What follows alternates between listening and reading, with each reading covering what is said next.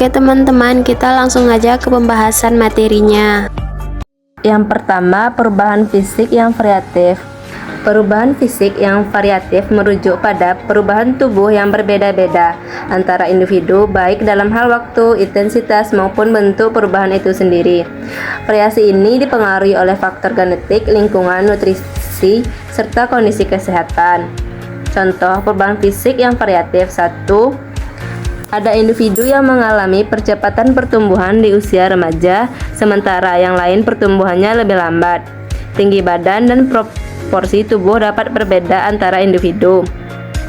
2. Perubahan berat badan. Beberapa orang lebih mudah mengalami peningkatan berat badan, sementara yang lain tetap kurus meskipun memiliki pola makan yang sama. Komposisi lemak dan otot juga bervariasi berdasarkan faktor genetik dan aktivitas fisik. 3. Perubahan pada kulit dan rambut. Saat pubertas ada yang mengalami jerawat parah, sementara yang lain hanya sedikit atau bahkan tidak mengalaminya. Warna dan tekstur rambut bisa berubah, misalnya dari lurus menjadi keriting atau sebaliknya. 4. Perubahan pada suara.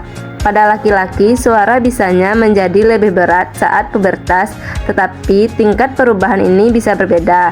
Pada perempuan, perubahan suara tidak sejelas pada laki-laki, tetapi tetap ada perbedaan individu. 5. Perubahan pada organ reproduksi. Waktu munculnya tanda-tanda kematangan seksual seperti menstruasi pada perempuan dan mimpi basah pada laki-laki berbeda-beda. Ukuran dan bentuk organ reproduksi juga bervariasi. 6. Perubahan pada tulang dan otot. Beberapa individu memiliki struktur tulang yang lebih besar atau lebih kecil. Pertumbuhan massa otot juga berbeda tergantung hormon dan aktivitas fisik. Yang kedua, pengaruh perubahan fisik terhadap perilaku. Pada perubahan fisik sangat berpengaruh terhadap perilaku karena tubuh mereka mengalami banyak perkembangan yang dipengaruhi oleh hormon. Berikut beberapa pengaruh utamanya. Pertama, perubahan hormon dan emosi.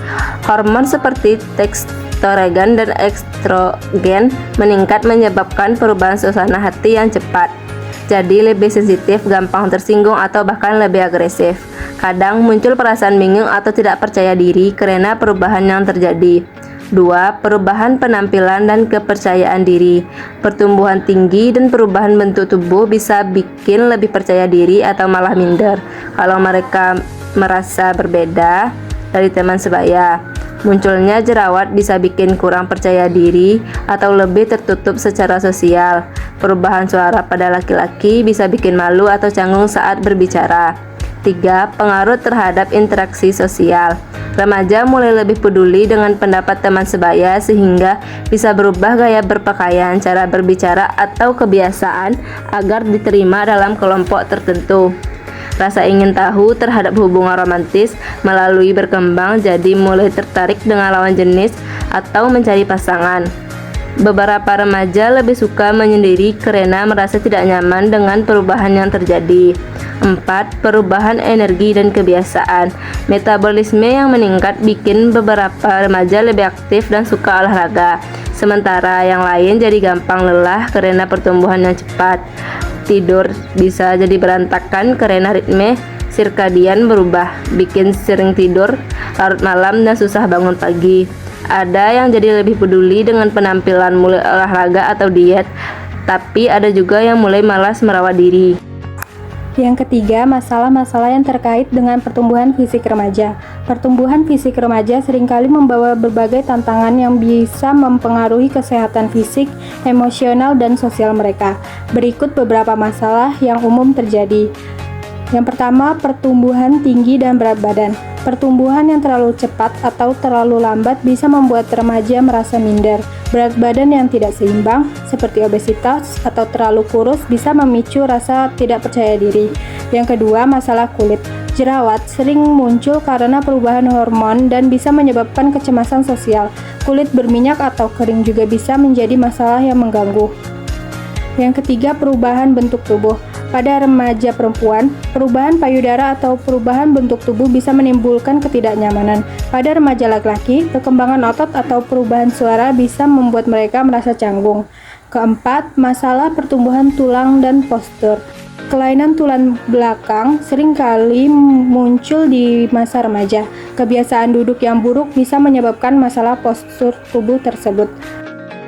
5. Gangguan pola makan. Tekanan sosial membuat beberapa remaja terlalu fokus pada diet ketat atau justru makan berlebihan. Gangguan makanan seperti anoreksia dan bulimia bisa muncul akibat ketidakpuasan terhadap tubuh sendiri. 6. Perubahan hormonal dan dampaknya. Perubahan hormon bisa menyebabkan perubahan mood yang drastis.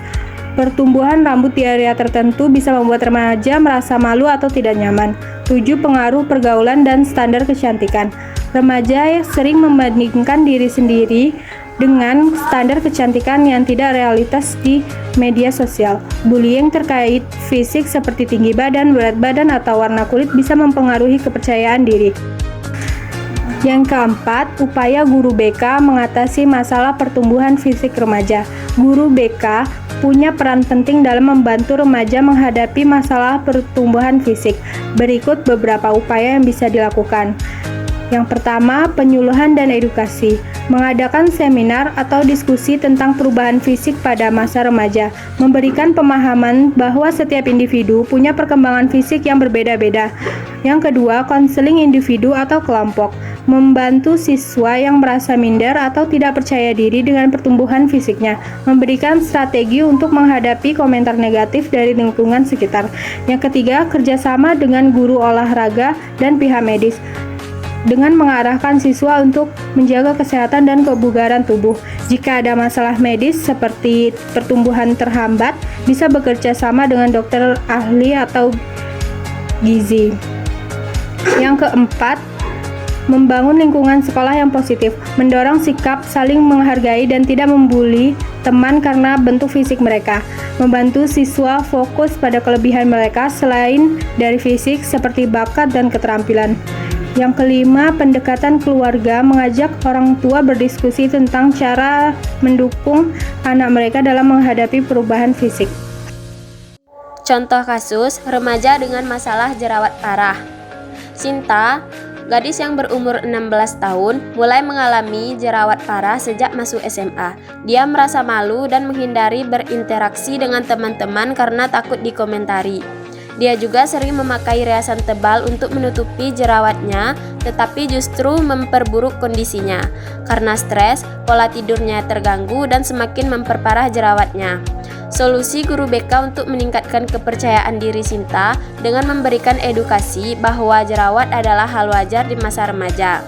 Memberikan informasi tentang perawatan kulit yang sehat dan juga menganjurkan Sinta untuk berkonsultasi dengan dokter kulit.